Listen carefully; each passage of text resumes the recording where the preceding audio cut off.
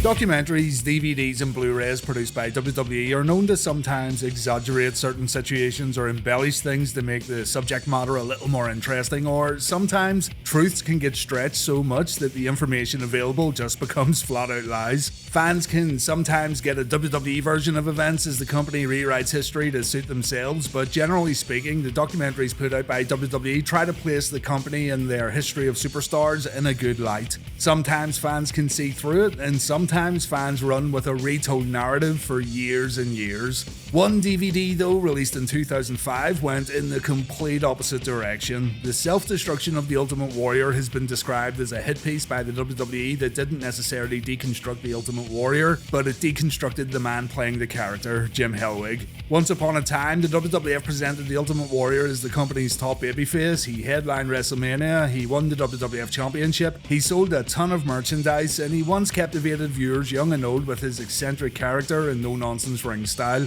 But WWE went out of their way to tarnish Warrior's WWF history, and as Bruce Pritchard put it, WWF would announce to fans that, hey, here's the guy we presented, but here's the guy he really was. It's been said that Warrior was approached by WWE in regards to contributing to this documentary. Warrior refused, and so WWE went ahead and produced this show that pretty much buries him.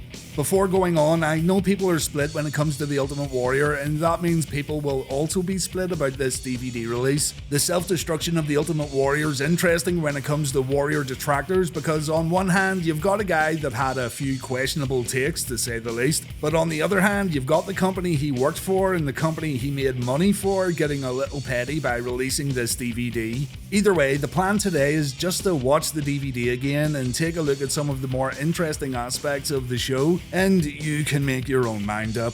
When I go through this DVD, by the way, it's going to sound like I'm taking shots at Warrior, but I'm simply going to say it as I see it and recap the documentary. A documentary that is not currently available on WWE Network, and it probably never will be.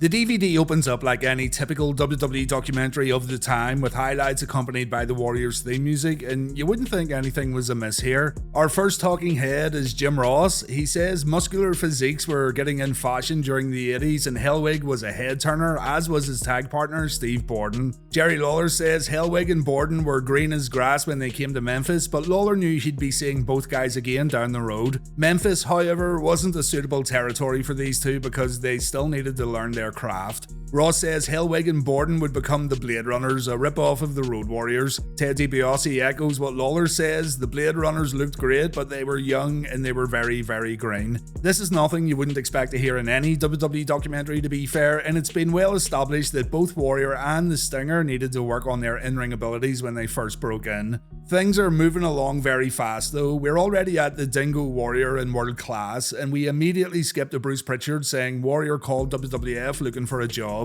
Vince McMahon says Hellwig didn't really know what he was doing, but he had a lot of heart and a lot of ambition. Pritchard says Jim was given a chance and he was put in a few non-televised matches, and then we see Dingo Warrior making appearances in Houston Wrestling, and we see his debut in the Boston Garden in 1987. Bobby Heenan and McMahon put over Warrior's great look, his presence and his natural charisma here. McMahon does make fun of the Dingo Warrior name though, but to be fair, it is a dumb name. Pritchard says the name Warrior was supposed to get completely dropped, seeing as there was already the Road Warriors and the modern day Warrior Kerry Von Erich, but McMahon thought this new Warrior could exist as more than those previous Warriors. He was better than those Warriors, he was the best Warrior, he was the Ultimate Warrior. Gene Okerlund talks about the Ultimate Warrior getting popular right out the gate in WWF when his TV run truly began. Steve Lombardi says he worked a lot of Warrior's first matches and he got legit knocked out a few times while working with Jim, so yeah, he still wasn't a great worker in the ring. We then focus on Warrior's entrance music, and Chris Jericho talks about how good it was and how good the entrance was. Indeed, Warrior did have one of the most exciting entrances in wrestling at the time. Edge and Christian also talk about how good the entrance was, and Jim Ross says credit has to go to Jim Johnston because a lot of Warrior's success came from his high energy frenetic rock music. Johnston says it's a very basic piece of music in terms of composition, but he knew it had to have an impact. And just like that, all the praise gets flushed away when Jericho, Edge, and Sergeant Slaughter talk about the Warrior being exhausted when he got to the ring. Ted DiBiase says the fans loved it, but then the wrestlers would say to each other, well, now you've seen it, and now it's over. Jim Ross and Bobby Heenan echoed DiBiase's statement by saying there was a lot of sizzle before Warrior got to the ring, but that's as far as it went when it came to the Ultimate Warrior as a professional wrestler.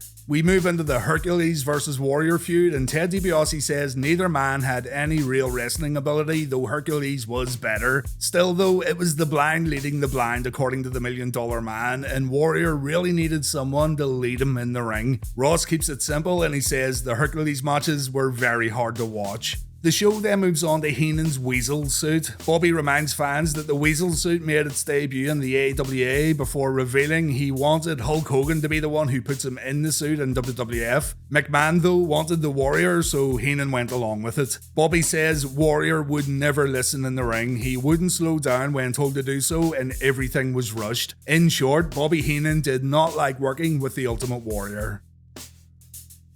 Guys interviewed for the DVD then make fun of Warrior being from parts unknown, with Chris Jericho coming up with a crazy fictional story about where the Warrior comes from. Even Vince McMahon makes fun of Warrior coming from another planet and whatnot. The thing is, these guys won't sit and rip into the fantastical traits of The Undertaker or Kane, so I don't think all this was necessary really. It's an exaggerated pro wrestling character, it's supposed to be a bit crazy. Bobby Heenan says Warrior was so stupid that even he didn't know where he came from, and no city wanted to be associated with him. We move on to the SummerSlam Honky Tonk Man IC title match, and to be fair, everyone says this was a great moment. It was a statement of dominance, and it made a lot of people backstage realize that Warrior could be the future of the company. No one can really rip this apart except the most die-hard Honky Tonk Man fans. This was a great moment in SummerSlam history, and the crowd couldn't get enough. Jim Ross then praises the overall presentation of the Warrior, how his high-impact moves made fans cheer, how good his colourful ring gear looked along with his matching face paint, and how easily marketable he was during the late 80s. Hulk Hogan basically says he was the right gimmick during the right time period, and Vince says a key ingredient to Warrior's success was how he captured the rebellious spirit of the late 80s. Then we take a look at Warrior's promos, and this is a part of the documentary that many people will remember. The Ultimate Warrior can cut a crazy, insane, and unintelligible promo, we all know that. But when they're put under a microscope and played one after another like this, it really is enough to make your brain melt. Bobby Heenan flat out says Warrior couldn't cut a promo, he didn't know what he was doing. Jim Ross says Warrior's promos really needed to be subtitled so a normal human being could understand what was being said. Lawler says the fans and probably Hellwig himself didn't know what the message was in the words spoken by the Warrior. Chris Jericho says he didn't understand the promos either, but it sounded cool. And Vince McMahon says the Warrior would go into a trance and almost speak in tongues. Hogan says Warrior was a good guy with a maniacal edge. Ric Flair says he never once cut a good promo because if he did, the Nature Boy would remember it. And then Christian recreates the WrestleMania 6 promo, and it's so funny. And you will soon be close to parts unknown. It's so good. Edge ends this part of the show by saying maybe the tassels tied to Warrior's arms were cutting off the blood circulation to his head. So, just to recap, so far we have had a quick 2-minute look at Warrior before WWF. The guys have praised Warrior's look, his entrance, and his marketability as an original and colourful WWF superstar. We have also learned that Warrior couldn't work in the ring, he came from parts unknown, which, according to the guys interviewed, is stupid. And his promos were laughable because no one understood what Warrior was saying. We have also had people saying Hellwig didn't know how to cut a promo. The ravishing Rick Rude rivalry's up next, and Hogan says Rude had to work his butt off to make the matches look good. Bruce Pritchard says Rude taught Warrior a lot in the ring, and he credits Rick for making Warrior look something like an athlete. And Jim Ross says the Rude matches were a testament to ravishing Rick's patience. Bobby Heenan recalls Warrior dropping him with a press slam at WrestleMania, and he says Jim just didn't care if he hurt anyone or not. The Andre the Giant feud gets talked about next, and while Jim Ross says these matches helped establish Warrior as a big player in different markets. Everyone else says Andre didn't care much for the Warrior, with Mean Gene saying he thinks it was Andre who put the kibosh on the rivalry. Heenan talked about how Andre used to like taking a clothesline bump where he fell into the ropes and he got himself tied up. He would duck the first clothesline, take 2 steps back, turn around, and then he'd take the second. Well, one night, Warrior didn't give Andre a chance to back off after ducking the first clothesline, and he smacked Andre with a clothesline when Andre wasn't prepared. Same thing happened the next night, only the clothesline was a little more stiff. So in their next match, when Warrior came running in for the same spot, Andre put his fist out and he hit Warrior right between the eyes, causing Warrior's legs to buckle. Heenan says Warrior didn't know where he was after getting punched in the face. In the next match then, Warrior tiptoed to Andre when doing the clothesline spot, and Andre told Bobby he'll learn. Heenan reiterates that Andre didn't like Warrior at all as a person and as a performer before Ted DiBiase says he's sure both parties were happy when the rivalry ended. DiBiase believes that Warrior didn't appreciate anything Andre did for him in terms of raising his profile in WWF. The WrestleMania 6 Ultimate Challenge gets covered next, and even the guys getting interviewed can't and don't deny the importance of this match. It's a WrestleMania main event for the ages. McMahon says that the popularity of both men made the main event very intriguing. Someone had to win and someone had to lose, and it made for an unpredictable matchup. As soon as the footage ends of Warrior beating Hogan, the talking heads start shitting on Warrior. Lawler says Warrior can't wrestle, which seemed to have nothing to do with the Mania match, and it was just put in there to set the tone. DiBiase says Warrior took directions well in the ring, which contradicts what Bobby Heenan says, but what I think DiBiase's getting at here is that Warrior needed someone to lead him. And Steve Lombardi says you really need to be someone special to beat Hulk Hogan during this era, hinting that the Warrior really wasn't all that special. Sergeant Slaughter isn't sure if this is the passing of the torch moment that everyone says it is, and Hogan says he knew the wrong decision was made when everyone was watching him leave the ring at Mania instead of watching the new champ celebrate inside the ropes. Next up, we look at the Warrior feuding with Ted DiBiase, and remember how everyone ripped apart Warrior's promos earlier on? Yeah, well, they show the Warriors promo from the main event on November 23rd, 1990, and that promo, I thought, was actually good. Warrior talks about how money can't buy desire and how money doesn't equal the sacrifices Warrior made to become WWF champion. It's not a 10 out of 10 by any means, but I've always thought that this was one of Warrior's better promos, and it's a bit strange they included this one after burying his mic skills 20 minutes earlier. In regards to Randy Savage vs Ultimate Warrior, Hulk Hogan says the Macho Man being such a meticulous detail freak may have been a good thing for the Ultimate Warrior, as it allowed Hellwig to have a more intricate match without anything getting called on the fly. Makes sense, I guess, but you could say this for absolutely anyone. Sergeant Slaughter says Warrior needed tamed in his matches and you couldn't let him get away with being too stiff. You had to bring him in sometimes and calm him down, but once you understood the animal, then you knew what to do. Slaughter says if guys like this listen, then good. If they don't listen, they get punished, and Warrior got punished quite a few times. At SummerSlam 1991, Warrior and Hogan took on the Triangle of Terror, the match made in hell. But backstage, Warrior demanded more money from McMahon, threatening not to work the match if he didn't get paid. Slaughter says Hulk was going around telling Sheik and others to break Warrior's leg, and Hogan admits to suggesting to Vince that Warrior could be handled the old school way backstage. McMahon said no, he didn't want a lawsuit. Vince recalls agreeing to Warrior's terms, and Hogan recalls that, quote, the brother just didn't get it. Vince says that his responsibility is to provide the audience with advertised matches, so he reluctantly went through with it. But Vince couldn't wait to fire Warrior as soon as he stepped back through the curtain. Vince says he lived up to his word and he paid Warrior whatever it was he agreed to pay him. He can't remember how much it was, though Mean Gene says it was possibly $500,000 or even more. Slaughter and Hogan talk about also having issues with pay, but they went about it the right way without threatening to walk out of the company, while Ted DiBiase says the WWF pretty much gave Warrior everything he had, and Warrior slapped McMahon in the face by demanding more. DiBiase says Warrior's actions disgusted him on the night of SummerSlam 1991. So after this unprofessional act, the Warrior would lose a lot of momentum according to Jim Ross, but McMahon forgave Warrior and he brought him back to work. Warrior returned at WrestleMania 8 and Ted DiBiase said he couldn't believe it. He says one of the things that always amazed him was McMahon's ability to give people a second chance even when some guys really didn't deserve it. But McMahon argues again that his responsibility is to the fans and to give fans the best shows possible. So Warrior was back in the ring helping out Hulk Hogan at WrestleMania. The legendary rumor of 1992 is then discussed, that rumor being that this was a different Ultimate Warrior and not the original. How this rumor spread around the entire world without the internet being in everyone's homes is incredible because we all heard it, and yes, it even made its way over here too. Edge talks about the rumor. He heard, like everyone else, that the real Warrior had died and this was another guy playing the character, comparing it to the Paul McCartney theories. Jericho points out the singlet that had muscles airbrushed on, which many people thought was ridiculous because Warrior was already really big. But Vince squashes the rumors by saying it was definitely Jim Hellwig who returned in 1992.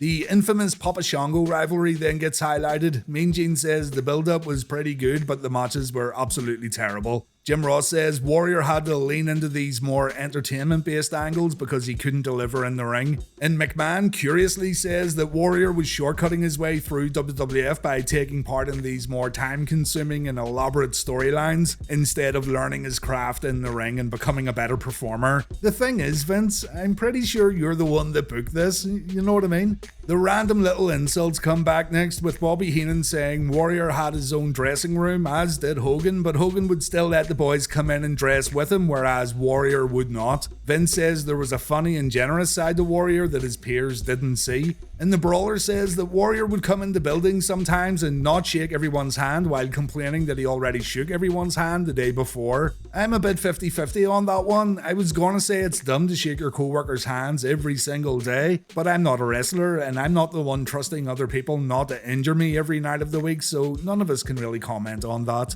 Warrior's 1992 exit from the WWF is only briefly touched upon. Bruce Pritchard says the rumors of Warrior not wanting to work with Nails were not true, and McMahon says Warrior was let go due to failing a wellness test. Eric Bischoff joins the presentation to make fun of Warrior changing his legal name to Warrior. Lawler says Jim's kids would be Little Warriors and his wife would be Mrs. Warrior. And McMahon thinks that Jim changed his name so Vince wouldn't have a hold on him in terms of intellectual property. The thing is though, changing your name doesn't alter a thing in that regard, so Vince thinks it was another big misstep from Hellwig. Heenan says that he'll maybe change his name to Weasel. Ted DiBiase says he just doesn't get it. Jim Ross returns to say it's a bit weird, and Lawler comes back to say this is an example of a guy believing his own publicity. Bruce Pritchard adds that Jim Hellwig didn't even know who he was, and the man had real trouble separating reality from fiction.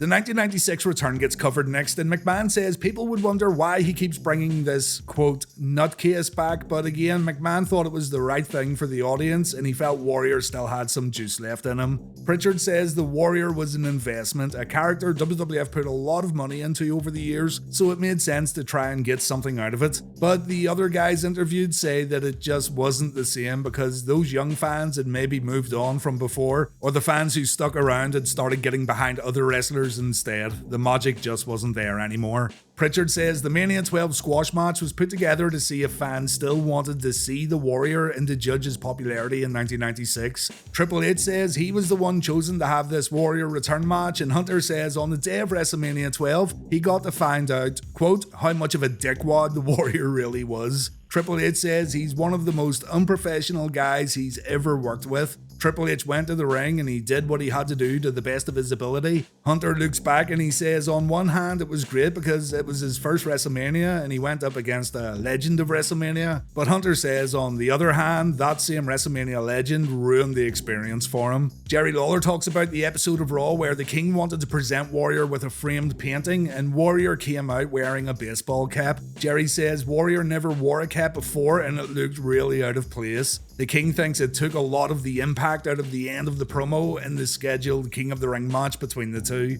Keep in mind though, Warrior was promoting his comic book and the cap had the same logo as the comic, so consider that too. Jim Ross says that the Warrior was then missing dates, and it's at this point where WWE show a doctored poster featuring Warrior headlining an Attitude Adjustment house show. Warrior was never featured on the poster in the first place. Shawn Michaels was on all versions. And if you look closely, whoever photoshopped the Warrior poster forgot to remove the Federation title match tag, and it also says that Warrior's WWF champion. It's this kind of stuff that puts me off these kind of documentaries, and it's blatant bullshit to make things seem worse than what they really were. Still though, Warrior didn't show up for events, and we see the public announcement made by Gorilla Monsoon that the Warrior's been suspended. McMahon says instead of doing what's best for his audience, he would be doing a disservice to his audience by promoting someone who isn't going to show up. Warrior apparently took time off because his dad passed away, but Vince argues that Warrior hadn't spoken to his father in 10 years, and Warrior couldn't have cared less about his dad either. Vince McMahon thought this was an excuse, so the suspension became a termination, and Warrior fired back by filing a lawsuit for the Ultimate Warrior name. I need to point out here too that Warrior has argued quite a few statements made on this DVD. For example, the 1991 SummerSlam fiasco where Warrior held Vince up for money. Warrior said that he was demanding money that was owed to him from Wrestlemania 7 a year prior, and also with this 1996 walkout, Warrior said there was a breach of contract on McMahon's side in terms of merchandise sales. But if I went through all of Warrior's rebuttals, this would be an hour-long video. I'm just keeping to what's said on the DVD here. In terms of owning his own name, the court ruled that Warrior was legally entitled to use the gimmick, the costuming, the face paint designs, and mannerisms of the Warrior character. So that means Jim could make money from the Warrior gimmick through any means he wanted really, including other wrestling promotions. Ric Flair says he didn't know about the lawsuit, and it makes the Nature Boy think even less of the Ultimate Warrior. Bobby Heenan says without WWF, Jim would be absolutely nothing, and he wonders what Warrior would do for a living if it wasn't for Vince McMahon and the World Wrestling Federation.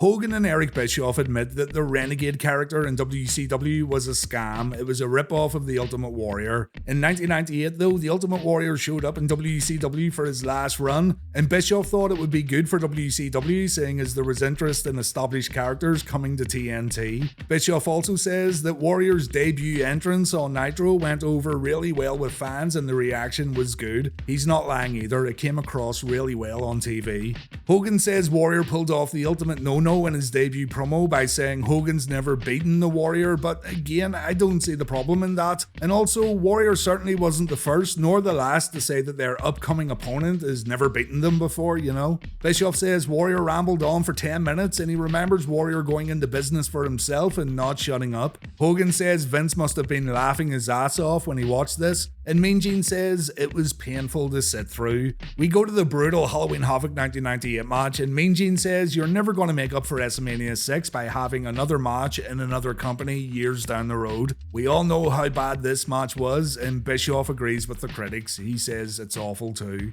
Hogan admits that it was he who messed everything up. The idea was to have Warrior wrestle the end of the match blind due to the flash paper spot, but Hogan botched it and he singed his own eyebrows and mustache instead. Brilliant. So Warrior, of course, didn't wrestle the rest of the match blind. Mean Gene says both men had terrible timing at Halloween Havoc. Bischoff says that Hogan needs someone who complements his style and character, and Warrior just wasn't that guy. Eric says the match stunk so bad that you could smell it all the way down the Las Vegas Strip. Hogan reveals that Bischoff wanted to renegotiate a new contract with Warrior and his number was just too high. Bischoff says Warrior's creative desires didn't align with what Eric had in mind, so Warrior would leave World Championship Wrestling.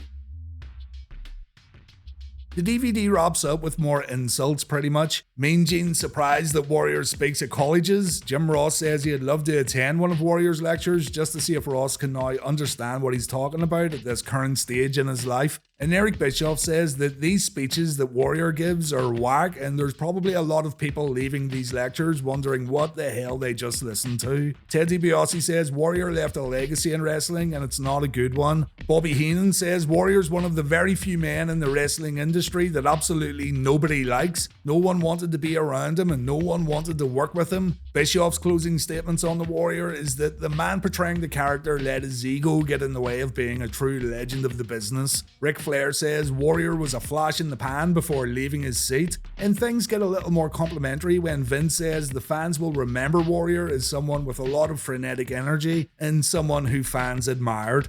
Christian says that Warrior wasn't the best in-ring performer, but he had something bigger than that, and that's what made him a star. And Chris Jericho says that Warrior was unique and maybe underrated because he could put on a decent match when he wanted to. The show fades to black, and check this out, WWE had to put this trademark notice on the presentation. As mentioned at the top of this video, Warrior watched the DVD, he filed a lawsuit, and it took around 3 years for a court to dismiss the case.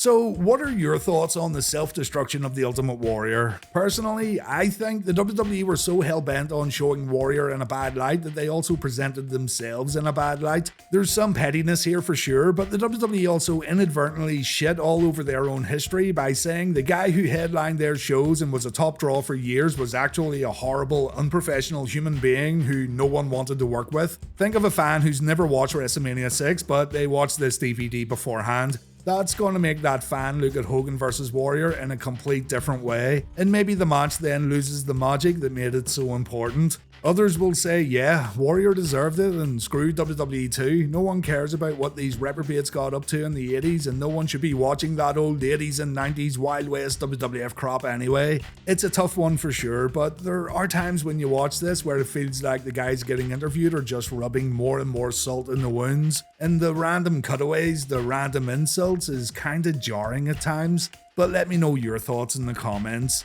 This documentary has not been uploaded to WWE streaming services, and the Warrior and WWE got on good terms shortly before his passing, so it's one of those presentations the company would want fans to forget. Warrior's now celebrated in WWE, and again, this causes controversy too, but it's also quite telling how quick the company flip-flops when it comes to their history with certain superstars.